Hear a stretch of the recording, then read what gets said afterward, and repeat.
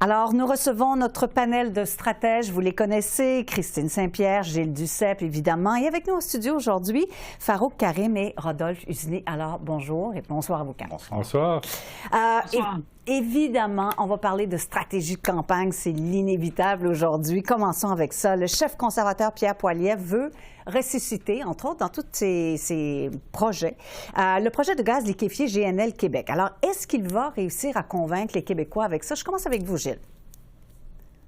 Bien, écoutez, d'abord, ça prendrait un promoteur. Il n'y a personne intéressé à relancer ce projet-là actuellement. Le gouvernement du Québec a dit non dans un premier temps et la situation a évolué en Europe.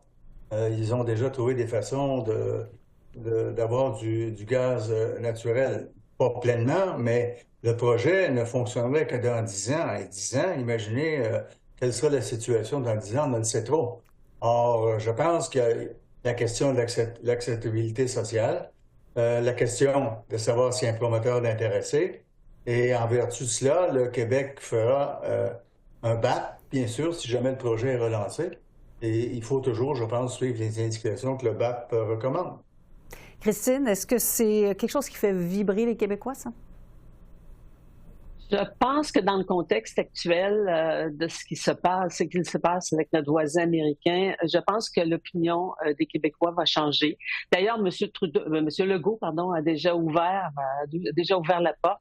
Il y a eu un BAP, oui, et c'était le BAP a parlé de la pertinence, il a parlé de l'acceptabilité oui. sociale. Et là, je pense qu'il y a quelque chose qui est en train de s'installer dans l'esprit des Québécois. Monsieur Poilievre va probablement être capable de convaincre une partie, en tout cas, des Québécois, surtout dans la région du Saguenay-Lac-Saint-Jean, que ce projet-là est pertinent pour le développement économique de la région. Et bien sûr, ça ne sera pas l'ensemble du Québec qui sera d'accord. Mm-hmm. Mais moi, mon petit doigt me dit qu'il y a une évolution là, qui s'est faite dans l'esprit des Québécois. Rodolphe, j'ai hâte de vous entendre là-dessus. Est-ce que c'est une bonne stratégie? Ben oui, parce qu'il faut vraiment le regarder du point de vue du Saguenay. Les conservateurs ont des sièges au Saguenay. Les conservateurs veulent avoir plus de sièges au Saguenay. Je dis rien concernant le député du Bloc québécois du Saguenay, mais c'est pour dire que les conservateurs ont ciblé parce que c'est une région stratégique où ils peuvent gagner et c'est pour ça qu'ils en parlent. Bon, alors, Farouk, qu'est-ce que... Les conservateurs en ont un siège au Saguenay, le Bloc en a 2. Non, je sais, mais ça fait partie d'une stratégie et je ne parle pas d'Alexis Brunel-Duceppe. Pas d'adversaire encore. Donc, Farouk, est-ce que, comme disait Christine, ce qui n'était pas acceptable socialement il n'y a pas si longtemps le devient dans les circonstances, dans le contexte actuel? Je crois que oui. Je crois que la crise avec les États-Unis, avec M. Trump, ouvre un jeu dans plusieurs possibilités, notamment en termes d'extraction des ressources. Maintenant, comme M. Duceppe l'a dit, il faudra que ce soit un projet, le privé, il faut qu'ils investissent, il faut que ce soit un projet viable, il faut qu'il y ait des clients, il faut que ça rapporte. Éventuellement, il faudrait de la consultation, évidemment, tout ça ne s'impose pas comme ça d'en haut, mais je crois que l'acceptabilité bouge en ce moment au Québec, ailleurs au Canada aussi. Maintenant, il faut avoir les bons projets, puis il faut que ce soit fait de la bonne manière. Je crois que les gens ne s'opposeront pas juste par principe. Bon, je reste avec vous ici en studio pour parler de Mark Carney, de sa stratégie, ce qu'on peut voir jusqu'ici. Évidemment, il fait remonter les intentions de vote, les chiffres le montrent, le démontrent. En ce moment, évidemment, il peut se passer plein de choses en campagne. On n'a aucune idée de ce qui va se passer. Mais donc, rien n'est gagné. Mais on sent qu'il veut miser sur des candidats vedettes et on le voit. Nathalie Provost, notamment, de Poly se souvient, qui est très connue au Québec. Est-ce que c'est une bonne chose? Est-ce que c'est un bon coup, ça, Farouk? Bien, c'est toujours intéressant par les partis politiques, en général, essaient d'aller recruter des gens qui sont assez connus dans leur milieu ou qui ont une envergure plus nationale ou même régionale. Dans ce cas-ci, évidemment, elle est très connue au Québec sur un enjeu qui est très favorable au Québec. Par contre, ça ouvre une brèche sur un enjeu qui est controversé ailleurs au pays ou dans des régions plus rurales, même au Québec. Et donc, ça ouvre la porte à une controverse, à un enjeu sur un sujet sur lequel peut-être que les libéraux veulent faire débat là-dessus, mais j'ai l'impression que le meilleur débat pour les libéraux est qui est le mieux placé pour débattre de Trump et non sur les armes à feu. Mm-hmm. Mais ça met peut-être un enjeu sur les armes à feu, là où les libéraux pensent pouvoir faire des gains en territoire urbain. mais c'est fragile. Pas gagné. Rodolphe, est-ce que Mark Carney va se retrouver entre l'arbre et l'écorce avec ça?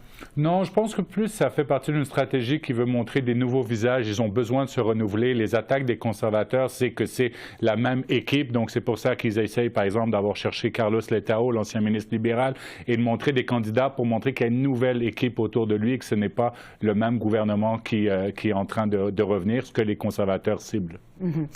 Christine, est-ce que les libéraux sont en train d'aller se chercher une banque de candidats solide? C'est une candidature, je pense, exceptionnelle parce qu'elle est très connue des Québécois. Elle a quand même critiqué le gouvernement Trudeau sur la question des armes à feu. Elle dit qu'elle va poursuivre ce combat. Moi, la question que je me suis posée, c'est dans l'éventualité, je ne sais pas si c'est connu là à quel endroit Mark Carney va se présenter. S'il se présente dans l'Ouest, s'il se présente en Alberta, dans un comté en Alberta, il me semble que ça pourrait peut-être lui nuire parce que là, on va remettre à l'avant-scène la question du contrôle des armes à feu. C'est une question dont on ne parlait plus et là, il vient le remettre à l'avant-scène. Pour le Québec, c'est très bon. Très bonne candidature, mais au plan national, je ne le sais pas. Bon, pas gagné. Gilles, j'aimerais vous entendre là-dessus. Parlons du Bloc maintenant. Le slogan va être, vraisemblablement, là, « Je choisis le Québec ». Est-ce que ça donne pas l'impression de faire bande à part dans le contexte actuel où tout le monde dit, bien, il faut tout le monde se mettre ensemble pour être contre, pour résister à Donald Trump? Non, mais ça ne veut pas dire de ne pas résister à Donald Trump que de voter pour le Bloc. Et quand on dit que le Bloc ne sera pas à la table des ministres, rappelez-vous que lors du rapatriement de la Constitution, il y avait 74 libéraux sur 75 élus au Québec. Seul Duclos a voté contre le rapatriement, alors que tous les partis à l'Assemblée nationale étaient contre. Donc, ça prend une voix pour le Québec. Et le Bloc va sûrement mettre en contradiction Mark Carney sur ses déclarations et sur ce qu'il a fait. Quand il se vante d'être quelqu'un pour l'environnement, qu'il représentait l'ONU, c'est le même gars qui dirigeait Brookfield, qui a éliminé à peu près 10 000 hectares de terrain en Amazonie en déforestant l'Amazonie, main dans la main avec Bolsonaro. Ça, j'ai hâte de l'entendre sur ça, Carney, et en français et en anglais. En français, on pourra dire qu'il n'a peut-être pas compris. En anglais, il ne pourra pas faire semblant. Bon, Gilles, est-ce que vous avez toujours bon espoir pour le Bloc? Les sondages varient, évidemment, là, puis tout peut se passer en campagne, je le disais, mais dans certains sondages, le Bloc perd des sièges. Oui, mais quand on regarde les sondages québécois, c'est-à-dire avec 1200, 1500 personnes, le Bloc est toujours en avance chez les francophones. Les sondages pan-canadiens, s'il y a 400 personnes venant du Québec, là, il y en a 200 qui viennent de la région de Montréal. Ça ne donne pas une idée correcte de la situation d'ensemble. Est-ce que le Bloc va perdre ou gagner quelques sièges? Moi, je pense que ça va être une campagne qui va décider de cela. Mais il n'est pas dans la position du NPD. Et je pense, moi, qu'il va se maintenir comme parti important au Québec. Maintenant, est-ce que ce sera le même nombre de sièges, un peu moins ou un peu plus? La campagne va jouer. Difficile à dire. Christine, est-ce que le Bloc frappe sur le bon clou? Si la question de l'urne est bel et bien la relation avec notre partenaire américain, je pense que le Bloc va perdre des plumes parce que les gens vont peut-être voir dans un gouvernement, qu'il soit conservateur ou libéral, ils vont se dire ce sont les gens qui sont au gouvernement et c'est à eux de faire la bataille avec les Américains. Alors, Carney risque d'aller chercher plus de voix au Québec parce que les gens vont peut-être se tourner vers lui pour leur vote en se disant on fait confiance à Mark Carney. Je pense que le Bloc québécois, bien sûr, va continuer à avoir sa place, mais cela m'étonnerait beaucoup qu'il fasse des gains, qu'il fasse beaucoup de gains, mais la campagne n'est pas encore commencée, de pas terminée. Et en même temps, on a vu il y a quelques semaines à peine, on pensait que le Bloc québécois allait faire l'opposition officielle, et là, ce n'est plus le cas dans les sondages. Je termine en disant que dans un gouvernement minoritaire, bien, le Bloc aura la balance du pouvoir, donc il y aura peut-être probablement beaucoup plus de pouvoir que l'on puisse le penser. Oui, il reste encore quelques semaines, Dieu sait que tout peut changer. Pendant ce temps-là, qu'est-ce qui reste pour le NPD comme stratégie de campagne, Pharos? Je veux dire, tous les sujets dont on parle, la question de l'urne, c'est nos relations avec les États-Unis, avec Donald Trump. On l'a vu dans la campagne provinciale récente. Il y a la chef du Parti libéral qui a essayé d'avancer certaines questions comme le logement, et la mayonnaise n'a pas pris, comme on dit. Sur quoi le NPD va miser? Non, c'est difficile en ce moment parce que l'impression, c'est que les gens cherchent un capitaine Canada, puis ça se joue entre l'équipe bleue et l'équipe rouge. Bon, c'est pas l'équipe orange du NPD est habituée à ce genre de scénario. Hein. On joue dans ces scénarios-là. Ce qui avantage le NPD, où il y a un élément stratégique intéressant pour cette campagne-là, c'est que Mark Carney recentre les libéraux, hein, les ramène vers des positions qui sont très proches de M. Poilievre, hein, en baisse d'impôts, et plus de pipeline, on veut construire.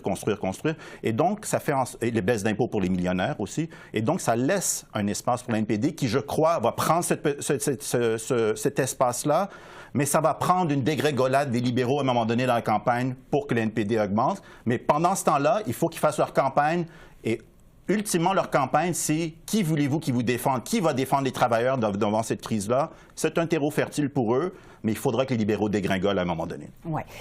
Rodolphe, vous êtes d'accord avec ça? Les libéraux vont quand même un peu plus à droite sous Carney. Est-ce que qu'est-ce que ça va indiquer pour les électeurs qui étaient du côté du NPD, qui votaient pour le NPD? Oui, tout à fait, parce qu'écoutez, le NPD est à 9 %. C'est quand même extraordinaire que des cols bleus, on peut dire syndiqués, maintenant vont avec M. Carney, qui ne représente pas, on va dire, le mouvement syndical. Donc oui, il va falloir que le NPD se réveille. Et pour être tout à fait franc, les conservateurs ont besoin d'avoir un NPD fort parce que ça enlèverait des votes aux libéraux, comme, par exemple, la même chose que les conservateurs voudraient un bloc plus fort au Québec pour aller chercher des votes aux libéraux. Si les libéraux aujourd'hui sont dans les 39, 40, 42 %, c'est à cause d'une faiblesse extraordinaire du NPD et d'un bloc québécois qui a un tout petit peu délaissé ses attaques envers les libéraux pour beaucoup attaquer les conservateurs durant l'automne. Donc moi, le moment clé... Les sondages étaient oui, complètement exactement. différents. Le moment clé va être le débat en français au Québec. On le sait à quel point c'est important. Et M. Blanchet va avoir un avantage certain avec la langue